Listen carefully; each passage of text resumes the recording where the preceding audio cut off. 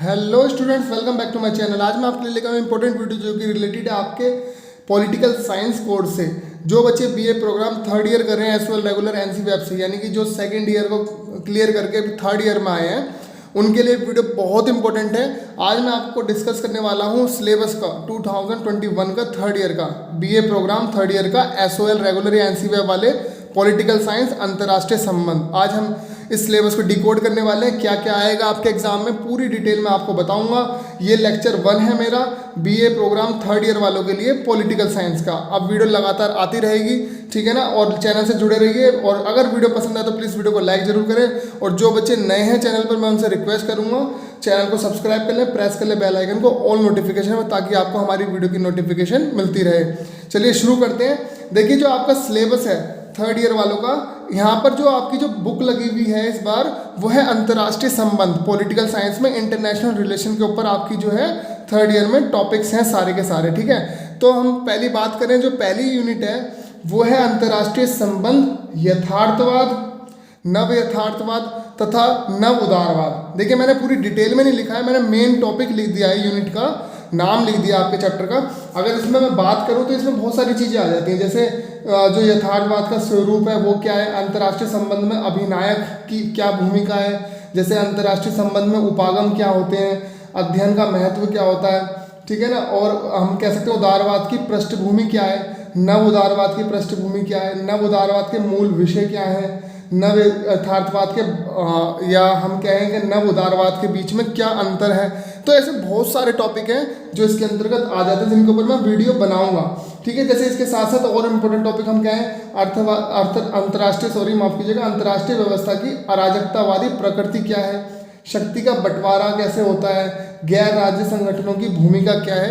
ये जो है फर्स्ट यूनिट में सभी टॉपिक्स हैं। अगर हम सेकेंड यूनिट की बात करें आगे चल के, तो देखिए संरचनात्मक उपागम, ठीक है, ये आपकी सेकंड यूनिट है। इसके अंदर बहुत सारी चीज़ आ जाए, जैसे मार्क्सवाद की मूल मान्यता क्या है, वैश्विक शासन एवं मार्क्सवाद, इसके ऊपर बहुत इंपॉर्टेंट टॉपिक है, ये बहुत पूछा जाता है क्वेश्चन, ठीक है। बहुराष्ट्रीय निगम क्या होते हैं, विश्व धुरी राज्य की अवधारणा क्या है, कठोर द्विधुरी राज्य राजनीतिक राज्य कैसे होते हैं, स्थिर द्विधुरी राजनीतिक उपागम क्या होते हैं। ऐसे बहुत सारे टॉपिक है जो अंतर्राष्ट्रीय संबंध में आपके पूछे जाते हैं, ठीक है। आगे बढ़ते हैं, यूनिट 3 की बात करते हैं। यूनिट 3 में आपका है द्वितीय विश्व युद्ध और शीत युद्ध एवं उत्तर शीत युग, ठीक है ना। यानी कि यहाँ पर जो द्वितीय विश्व युद्ध के जो घटनाएं हुई हैं सारी, शीत युद्ध के दौरान जो भी घटनाएं हुई हैं, तो उसके बारे में आपको पूछा जाता है। जैसे द्वितीय विश्व युद्ध के कारण क्या थे, द्वितीय विश्व युद्ध का विस्तार कैसे हुआ, द्वितीय विश्व युद्ध के परिणाम क्या थे। ये बहुत इंपॉर्टेंट टॉपिक है, परिणाम हर बार क्वेश्चन आता है। शीत युद्ध का इतिहास लेखन क्या था, शीत युद्ध की प्रकृति कैसी थी, शीत युद्ध का वैश्विक प्रसार कैसे हुआ, ठीक है। ये सारे टॉपिक इसमें लेसन में आते हैं आपके। यूनिट 5, ठीक है, यूनिट 5 के बारे में बात करें, जैसे यूनिट 5 है आपकी भारत की विदेश नीति के निर्धारक तत्व।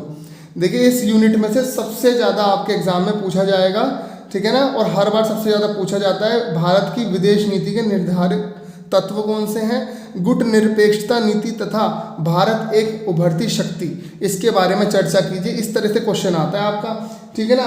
अब ये भी बात ध्यान रखें कि जो आपके क्वेश्चन आएंगे टोटल 10 क्वेश्चन आएंगे, जिसमें से 2 पार्ट में वो डिवाइड होंगे 5-5, और आपको हर यूनिट में से कोई मिनिमम 2 तो करने ही है, और आपको टोटल 5 क्वेश्चन अटेम्प्ट करने होंगे। जैसे 5 जो ये यूनिट है, ये सबसे बड़ी यूनिट है आपके कोर्स की, ठीक है, सबसे बड़ा चैप्टर भी कह सकते हैं। तो इसके अंदर बहुत सारी चीज़ें हैं, जैसे भारत की विदेश नीति के उद्देश्य क्या है, हम कह सकते हैं भारत विदेश नीति के आधार क्या है, भारतीय विदेश नीति को निर्माण के क्या तत्व माने जाते हैं, पंडित जवाहरलाल नेहरू का युग और भारतीय विदेश नीति की प्रमुख विशेषता बताइए, ठीक है ना। इसमें पंडित जवाहरलाल नेहरू के बारे में भी पूछ सकते हैं। भारत की चंद्रशेखर सरकार की विदेश नीति क्या थी, अमेरिका में भारतीय प्रधानमंत्री इंदिरा कुमार गुजराल की विदेश नीति क्या थी, अटल बिहारी वाजपेयी की विदेश नीति क्या थी 1996 से लेकर 1999 के बीच में। तो ऐसे बहुत सारे क्वेश्चंस हैं जो इसमें से बनते हैं, और सारे ही मैं आपको कराने वाला हूँ 1 बाय 1।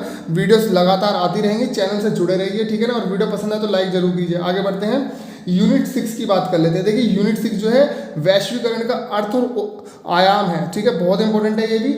इसमें रेगुलर तो नहीं, लेकिन हाँ एक क्वेश्चन जरूर देखने को मिलता है वैश्वीकरण के ऊपर, ठीक है ना। जैसे वैश्वीकरण की अवधारणा क्या है, विश्व व्यापार संगठन, वैश्वीकरण के प्रमुख अभिलक्षण क्या है, वैश्वीकरण के आयाम एवं परिणाम क्या है, वैश्वीकरण विरोधी आंदोलन कौन कौन से हुए हैं समाज में, वैश्वीकरण का अर्थ क्या है या उसके गुण या लाभ बताइए, ठीक है, उसके अवगुण बताइए। इस तरह के क्वेश्चन आपको देखने को मिलते हैं। आगे बढ़ते हैं। यूनिट 7 जो है वो है संयुक्त राष्ट्र संघ, राजनीतिक शक्तियाँ और कमजोरियाँ। ठीक है, संयुक्त राष्ट्र संघ के ऊपर भी एक क्वेश्चन रेगुलर आता है।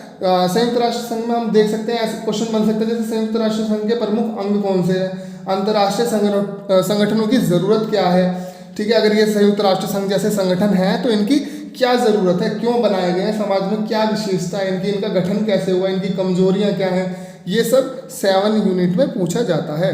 ठीक है, आगे बढ़ते हैं।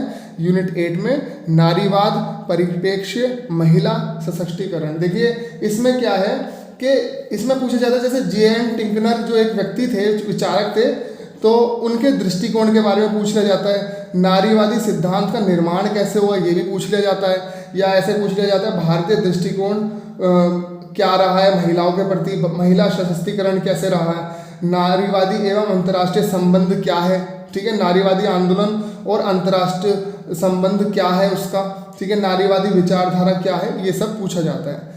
और लास्ट यूनिट जो है आपकी कोर्स की वो है यूनिट 9 में वैश्विक पर्यावरणीय मुद्दे। देखिए पर्यावरण जो है सबसे इंपॉर्टेंट और हॉट टॉपिक रहा है पिछले 2 से 3 सालों में, ठीक है ना, और अभी जैसे कि कोरोना वायरस आने के बाद तो ये बहुत इंपॉर्टेंट हो गया है, तो पर्यावरण मुद्दों में बहुत सारी चीज़ें पूछी जा सकती है।